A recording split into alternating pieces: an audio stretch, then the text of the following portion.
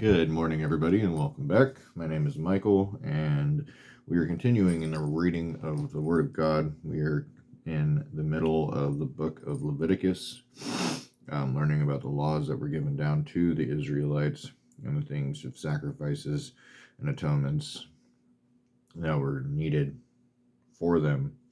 And they're continuing turning their back on God and the things that they did. We all need to remember that we need to put Him first in all things. And when we do this, we're blessed. We're put in a really good spot. Draw near to Him and He'll draw near to you. And that goes more prevalent, I feel like, only because I live in this time frame. But the wickedness of the world is running rampant right now. It's getting crazy out there. But that's when we need to be shining brighter, getting to the people out there. And there's going to be a lot of people that turn around and tell you no, and there's going to be a lot of people that turn around and tell you yes.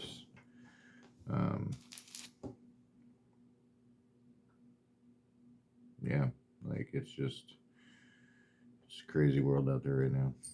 But it's all right, because we know where we're going. We know the end results. We know where the end of the race, the finish line is. And so we take great peace and solace in knowing that this is only temporary. But with that being said, we'll go ahead and get into our reading this morning. We left off yesterday at the end of chapter 15. I'm hoping this morning I got time frame worked out pretty well this morning. So hoping to do 16, 17, and 18 coming up on the end of this book. There's 27 chapters, if I remember. Yep, 27 chapters. Okay. Remember. So we're getting down to just about the last 11 chapters. So we'll be getting this finished up in the next couple of days, and then we'll be on to Numbers. So I hope you enjoy it. Hope you get into the Word on your own time. There's also many other videos in regards to the New Testament, the entire New Testament, and then the first now 3 books of the Old Testament. So you can go back and watch those if you don't want to do it by yourself. But I do strongly encourage you to get into the Word every day, for God's Word is a good connection of the way He speaks to you. So we'll go ahead and continue our reading this morning. We are in again chapter 16, the Day of Atonement. The Lord spoke to Moses after the death of the 2 sons of Aaron, when they drew near before the Lord and died. And the Lord said to Moses, "Tell Aaron your brother not to come at any time into the holy place inside the veil, before the mercy seat that is on the ark, so that he may not die. For I will appear in the cloud over the mercy seat. But in this way Aaron shall come into the holy place with a bull from the herd of a sin offering and a ram for a burnt offering. He shall put on the holy linen coat, and shall have the linen undergarment on his body, and he shall tie the linen sash around his waist, and wear the linen turban. These are the holy garments. He shall bathe his body in water, and then put them on. And he shall take from the congregation of the people of Israel 2 male goats for a sin offering, and 1 ram for a burnt offering. Aaron shall offer the bull as a sin offering for himself, and shall make atonement for himself and for his house. Then he shall take the 2 goats and set them before the Lord at the entrance of the tent of meeting. And Aaron shall cast lots over the 2 goats, 1 lot for the Lord, and the other lot for Azazel. And Aaron shall present the goat on which the lot fell for the Lord, and use it as a sin offering. But the goat on which the lot fell for Azazel shall be presented alive before the Lord, to make atonement over it, that it may be sent away into the wilderness to Azazel. Aaron shall present the bull as a sin offering for himself, and shall make atonement for himself and for his house. He shall kill the bull as a sin offering for himself. And he shall take a censer full of coals of fire from the altar before the Lord, and 2 handfuls of sweet incense beaten small, and he shall bring it inside the veil, and put the incense on the fire before the Lord, that the cloud of the incense may cover the mercy seat that is over the testimony, so that he does not die. And he shall take some of the blood of the bull and sprinkle it with his finger on the front of the mercy seat on the east side. And in the front of the mercy seat he shall sprinkle some of the blood with his finger 7 times. Then he shall kill the goat of the sin offering that is for the people, and bring its blood inside the veil, and do with its blood as he did with the blood of the bull, sprinkling it over the mercy seat and in front of the mercy seat. Thus he shall make the atonement for the holy place, because of the uncleanness of the people of Israel, and because of their transgressions, all their sins. And so he shall do for the tent of meeting, which dwells with them in the midst of their uncleanness. No one may be in the tent of meeting from the time he enters to make atonement in the holy place until he comes out and has made atonement for himself and for his house and for all the assembly of Israel.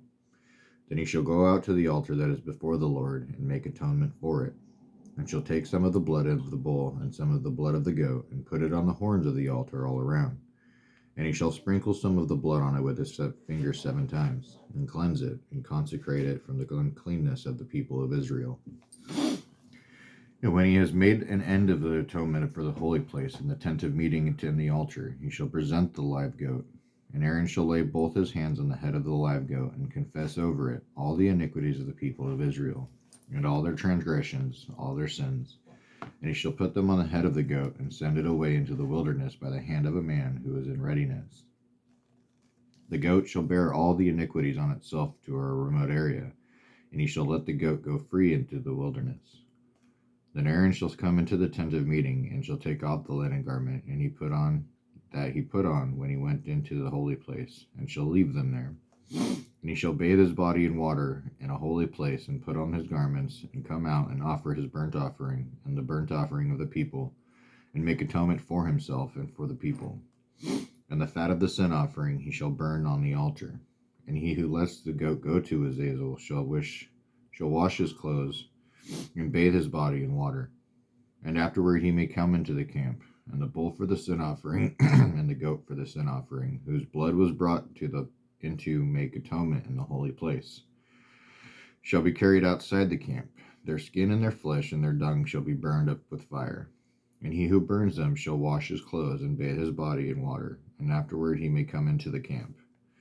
And it shall be a statute to you forever, that in the 7th month, on the 10th day of the month, you shall afflict yourselves, and shall do no work, either the native or the stranger who sojourns among you. For on this day shall atonement be made for you to cleanse you. You shall be clean before the Lord from all your sins. It is a Sabbath of solemn rest to you, and you shall afflict yourselves. It is a statute forever. And the priest who is anointed and consecrated as priest in his father's place shall make atonement, wearing the holy linen garments. He shall make atonement for the holy sanctuary, and he shall make atonement for the tent of meeting, and for the altar. And he shall make atonement for the priests, and for all the people of the assembly. And this shall be a statute forever for you, that atonement may be made for the people of Israel once in the year because of all your sins. And Aaron did as the Lord commanded Moses. In chapter 17, the place of sacrifice.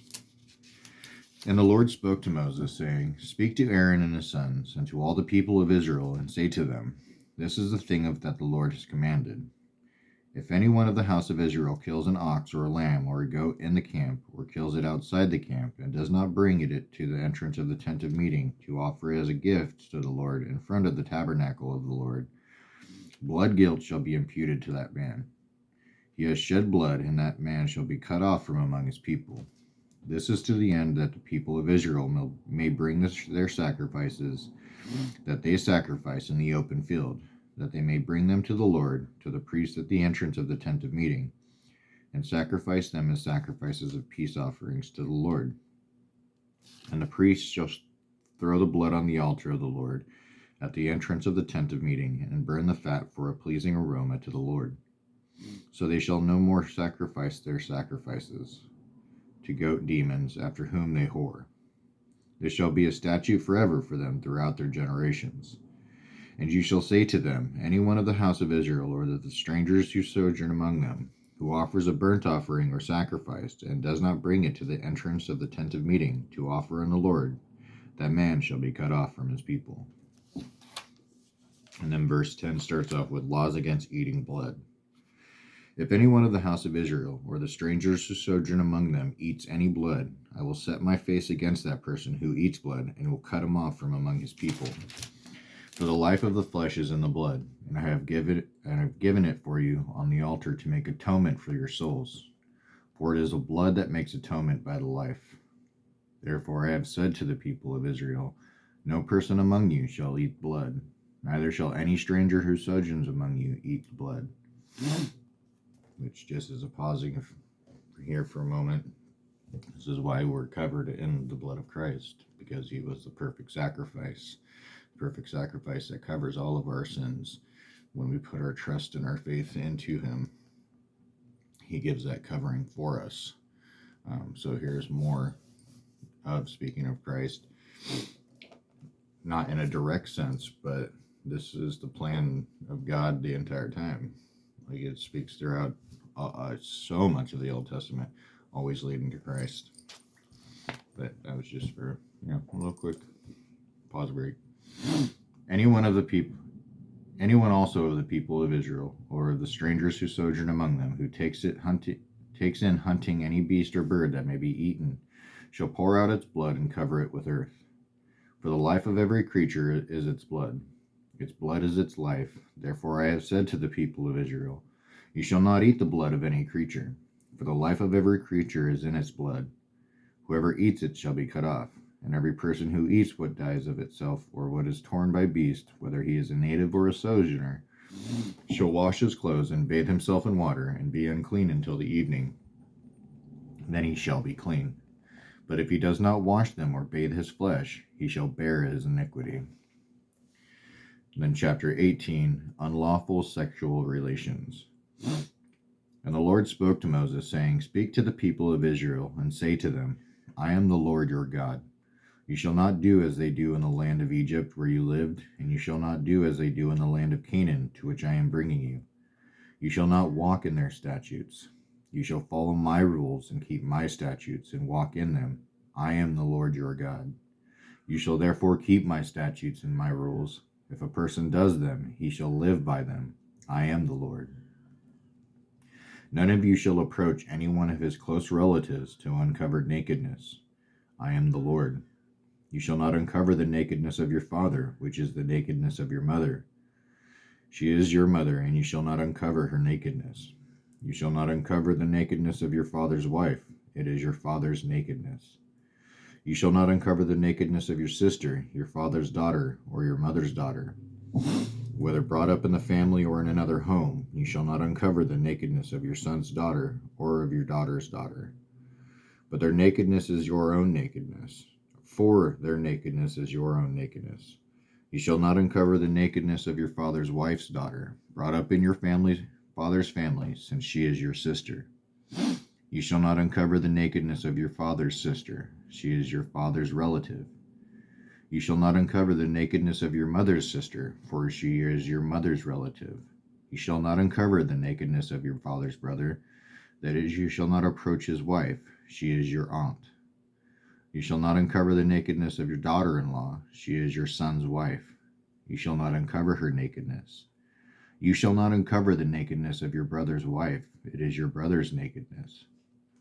You shall not uncover the nakedness of a woman and of her daughter, and you shall not take her son's daughter or her daughter's daughter to uncover her nakedness. They are relatives. It is depravity. And you shall not take a woman as a rival wife to her sister, uncovering her nakedness while her sister is still alive. You shall not approach a woman to uncover her nakedness while she is in her menstrual uncleanness. And you shall not lie sexually with your neighbor's wife, and so make yourself unclean with her. You shall not give any of your children to offer them to Molech, or so profane the name of your God. I am the Lord. You shall not lie with a male as with a woman. It is an abomination. And you shall not lie with an animal, so you make yourself unclean with it. Neither shall any woman give herself to an animal to lie with it. It is perversion.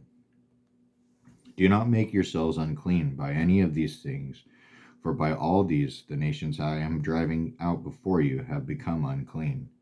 And the land became unclean, so that I punished its iniquity. and the land vomited out its inhabitants. But you shall keep my statutes and my rules, and do none of these abominations, either the native or the stranger who sojourns among you. For the people of the land who were before you did all of these abominations, so that the land became unclean. Lest the land vomit you out when you make it unclean, as it has vomited out the nation that was before you. For everyone who does any of these abominations, the persons who do them shall be cut off from among your people. So keep my charge, never to practice any of these abominable customs that were practiced before you, and never to make yourselves unclean by them. I am the Lord your God. All right, so that is going to be the end of chapter 18. It's looking at 19 and it came out. So wonderful reading. Even back here in the book of Leviticus, just a few chapters in, and you see the customs of how society is just in the U.S. today. Whether you want to think it's love or not, it's an abomination to God for man to lie with man, woman to lie with woman. Man created us as man and woman to be together in that fashion.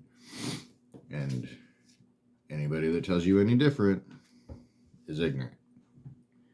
Sorry, but that's just the way that it is. I'm not really sorry, but this is what God tells you to do.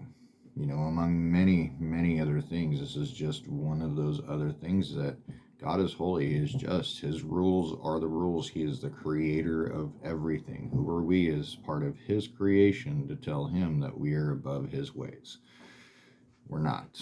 And this is why we need that forgiveness. This is why Jesus came down, put Himself into human form, and gave Himself up as a sacrifice to us, is to cover the atonement for all of the sins that we do on a constant basis. And this is not even just talking about sexual immorality. There's so many other things, whether it's lying, it's cheating, it's lusting after somebody, it's hating somebody, which is murdering your heart. All of these things we do so easily without even thinking about it any longer. And it's just this frightful thing because we're so lost. We're just wickedness running rampant all over the face of the earth. And so humble yourselves down and understand that He is God. He is the one. He is the holy lawmaker of us all. And whether we want to agree with Him or not is irrelevant. His law and His ways and His will is going to be done. And you can either choose to humble yourself down, put Him in front of you, and let Him lead you into a holy life, or you can continue in your wickedness and choose to go where you go. To be in sin and into hell is to be absent from God. That is what hell is to be absent from God. We're not completely absent from God right now. He's with us always, whether we want Him to be with us or we don't want Him to be with us. He's with us always. But hell is that eternal place where God's not around. Hell was not created for us. It was for the angels that had departed from heaven, that became demons by trying to overthrow God. And God didn't have nothing to do with it. He's like, absolutely not. Banished them out of the kingdom of heaven forever. And that's what hell was made for. But we as a fallen status and we as fallen people, because of Adam and Eve's mistake, being deceived by Satan, brought ourselves into that same category. And he constantly is trying to get us to come right with Him again. He's always wanting us to be with Him. He wants us there. He does not want us to go to hell. But Him as a good Father, He's not going to make you love Him. He gave you the gift of free will. And in that free will, you can choose to love Him or you can choose to not love Him.